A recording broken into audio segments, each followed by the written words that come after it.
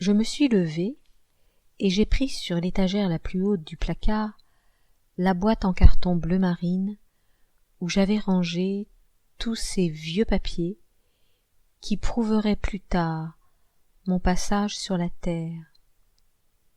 Un extrait d'acte de naissance que je venais de demander à la mairie de Boulogne-Billancourt pour me faire délivrer un passeport, un certificat de l'Académie de Grenoble prouvant que j'avais obtenu le baccalauréat, une carte de membre de la Société protectrice des animaux et, dans mon livret militaire, mon acte de baptême dressé à la paroisse Saint-Martin de Biarritz et ce très vieux carnet de vaccination. Je l'ai ouvert et j'ai consulté pour la première fois la liste des vaccins avec leur date. L'un d'eux avait été fait à Biarritz par un certain docteur Valla, puis 6 mois plus tard un autre vaccin, comme l'indiquait le tampon d'un docteur d'Ivoire, à Fonsombronne-la-Forêt, Loir-et-Cher, puis un autre, bien des années plus tard à Paris. Je l'avais trouvé cet indice. Il serait une aiguille perdue à jamais dans une botte de foin, ou alors, si j'avais de la chance, un fil, grâce auquel je remonterais le cours du temps. Docteur d'Ivoire, Fonsombronne-la-Forêt. Puis, j'ai relu le compte-rendu de l'accident que Lebrun Massif m'avait donné à la sortie de la clinique et dont il avait gardé un double. Je n'avais pas réalisé sur le moment qu'il était écrit en mon propre nom et qu'il commençait par « Je sous-signais ». Et les termes employés laissaient supposer que c'était moi le responsable de l'accident. Au moment de traverser la place des Pyramides, à la hauteur des arcades de la rue de Rivoli et en direction de la Concorde, je n'ai pas prêté attention à l'arrivée de la voiture de marque Fiat, couleur vert d'eau, immatriculée 3212 FX 75. La conductrice, mademoiselle Jacqueline Beausergent, a essayé de m'éviter, de sorte que la voiture a percuté l'une des arcades de la place. Oui, c'était sans doute la vérité. Cette voiture n'allait pas vite, et j'aurais dû regarder à gauche avant de traverser. Mais cette nuit-là, j'étais dans un état second. Jacqueline Beausergent. Aucune personne de ce nom, square de l'Albonie, m'avait-on annoncé au renseignement. Mais c'était parce qu'elle ne figurait pas dans l'annuaire. J'avais demandé combien de numéros d'immeubles dans ce square. 13. Avec un peu de patience, je finirais bien par savoir quel était le sien. Plus tard, je suis descendu de ma chambre et j'ai de nouveau téléphoné au renseignement. Pas de docteur d'Ivoire à Fonsombronne-la-Forêt.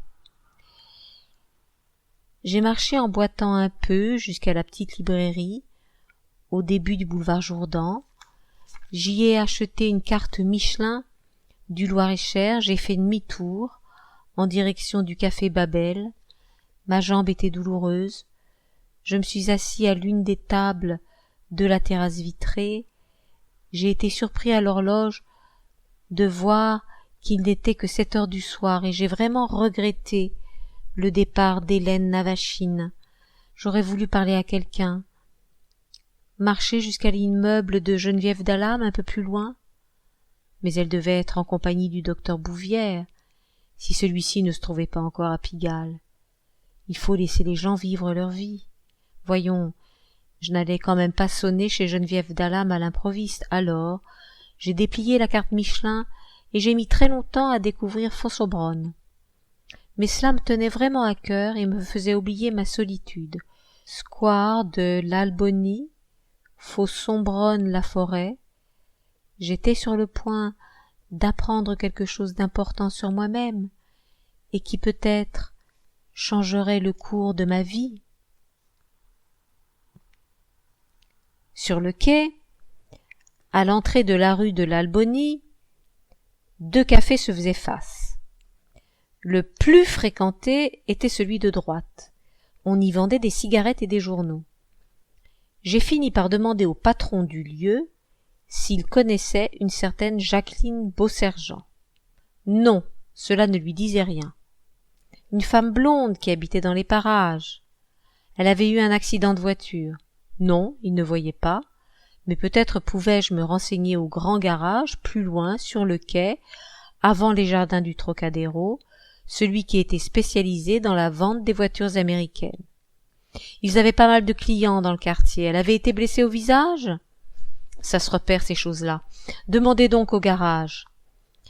Il n'était pas surpris de ma question, et il y avait répondu d'une voix courtoise, un peu lasse, mais je regrettais d'avoir prononcé devant lui le nom de Jacqueline Beausergent. Il faut attendre que les autres viennent à vous d'un mouvement naturel, pas de geste trop brusque, rester immobile et silencieux et se fondre dans le décor. Je m'asseyais toujours à la table la plus retirée et j'attendais. J'étais quelqu'un qui s'arrête au bord d'un étang au crépuscule et laisse son regard s'accommoder à la pénombre avant de voir toute l'agitation des eaux dormantes. En me promenant dans les rues voisines, j'étais de plus en plus persuadé que je la retrouverais sans rien demander à personne. Je marchais dans une zone sensible et j'avais mis beaucoup de temps pour y accéder. Tous mes périples dans Paris, les trajets de mon enfance de la rive gauche au bois de Vincennes et au bois de Boulogne, du sud au nord, les rencontres avec mon père et mes propres déambulations au cours des dernières années, tout cela m'avait conduit vers ce quartier à flanc de colline, au bord de la Seine, un quartier dont on pouvait dire simplement qu'il était résidentiel ou anonyme. On m'y avait donné rendez-vous dans une lettre qui datait d'il y a 15 ans et que j'avais reçue la veille, mais il n'était pas trop tard pour moi. Quelqu'un m'attendait encore, derrière l'une de ces fenêtres, toutes les mêmes, aux façades de ces immeubles, que l'on confondait les uns avec les autres. Un matin, j'étais assis dans le café de droite, au coin du quai et de la rue de l'Albonie. Un homme est entré en compagnie d'un autre, et ils ont pris place au comptoir. J'ai tout de suite reconnu le brun massif. Son manteau foncé était le même que celui qu'il portait la nuit de l'accident et à ma sortie de la clinique Mirabeau. Je tâchais de garder mon sang-froid. Ils n'avaient pas remarqué ma présence. Je les voyais de dos, tous les deux assis au comptoir. Ils parlaient très bas. L'autre prenait des notes sur un carnet et hochait de temps en temps la tête en écoutant ce que lui disait le brun massif. J'étais à une table assez proche du comptoir, mais je ne saisissais pas la moindre de leurs paroles. Pourquoi m'avait-il donné cette impression de brun massif quand nous étions côte à côte, la femme et moi, sur le canapé du hall, et qu'il avait marché vers nous? À cause du choc de l'accident, ma vue s'était sans doute brouillée, et l'autre jour, à la sortie de la clinique, je n'avais pas vraiment retrouvé mes esprits. En fait, sa silhouette ne manquait pas d'une certaine élégance, mais les cheveux plantés bas et les traits du visage avaient quelque chose de brutal et m'évoquaient un acteur américain dont j'avais oublié le nom. J'ai hésité quelques instants, il fallait quand même profiter de l'occasion. Je me suis levée et je suis venue m'accouder au comptoir à côté de lui. Il me tournait à moitié le dos et je me penchais pour attirer son attention. C'est l'autre qui a remarqué que je voulais lui parler. Il lui a tapé sur l'épaule en me désignant du doigt. Il s'est retourné vers moi. Je restais muet, mais je ne crois pas que c'était uniquement par timidité. Je cherchais les mots, j'espérais qu'il me reconnaîtrait. Mais il me considérait d'un regard surpris et ennuyé. « Heureux de vous revoir », lui ai-je dit en lui tendant la main. Il l'a serrée d'un geste distrait. « Nous nous sommes déjà vus ?» m'a-t-il demandé en fronçant les sourcils. « La dernière fois, pas très loin d'ici, à la clinique Mirabeau. » L'autre me dévisageait aussi d'un œil froid. « Pardon ? Je ne comprends pas. » Il flottait sur ses lèvres un sourire. « Vous dites où ? » ?»« À la clinique Mirabeau. »« Vous faites erreur. » Son regard allait de haut en bas. Peut-être voulait-il évaluer la menace que je représentais pour lui. Il a remarqué ma chaussure gauche. J'avais agrandi la fente du mocassin à cause du pansement. Si j'ai bonne mémoire, j'avais même découpé la plus grande partie du cuir pour laisser libre le coup de pied, et je portais le pansement sans chaussettes, comme le bandage que l'on met parfois aux chevilles et des pur sang à cause de leur fragilité.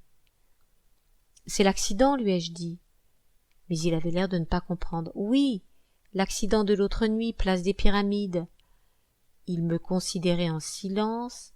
J'avais l'impression qu'il me narguait. « Justement, lui ai-je dit, je voulais avoir des nouvelles de Jacqueline Beausergent. »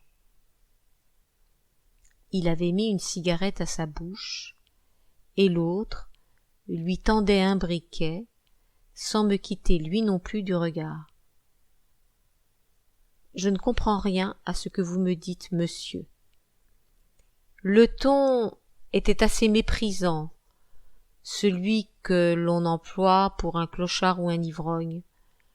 Le patron du café s'était approché de nous, surpris de mon attitude vis-à-vis d'un client qu'il semblait respecter et même craindre.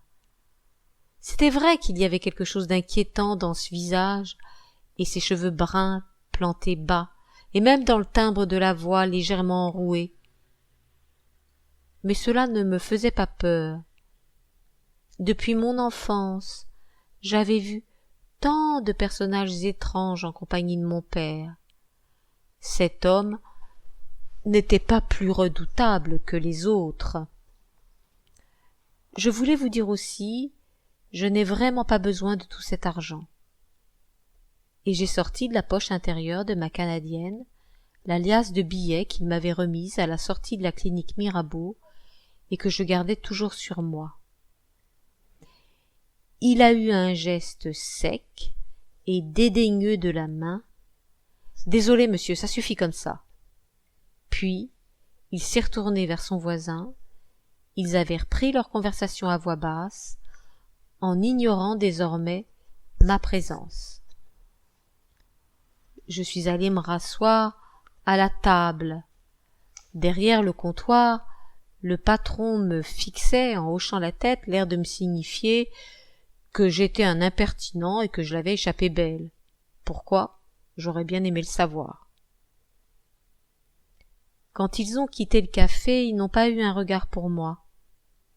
Derrière la vitre, je les ai vus marcher sur le trottoir du quai. J'ai hésité à les suivre. Non, il ne fallait pas brusquer les choses, et je regrettais déjà d'avoir perdu mon sang-froid devant cet homme. J'aurais dû rester dans mon coin, sans attirer son attention, et attendre son départ pour le suivre, et savoir qui il était, et s'il pouvait me guider jusqu'à elle. Mais en gâchant cette occasion, je craignais d'avoir coupé les ponts. Le patron derrière son comptoir me considérait toujours avec une certaine réprobation. J'ai dû faire erreur sur la personne, lui ai-je dit. Vous connaissez le nom de ce monsieur? Il a hésité un instant, puis il a lâché comme à regret Solière. Il a dit que j'avais de la chance que ce Solière n'ait pas pris trop mal mon attitude envers lui. Quelle attitude? Une voiture m'avait renversé l'autre nuit, et je cherchais simplement à identifier et à retrouver le conducteur. N'était-ce pas légitime de ma part? Je crois que j'avais réussi à le convaincre. Il a souri. Je comprends. Et c'est qui au juste ce Solière, lui ai-je demandé. Son sourire s'est élargi. Ma question semblait l'amuser. Ce n'est pas un enfant de cœur, m'a-t-il dit. Non, ça, ce n'est pas un enfant de cœur.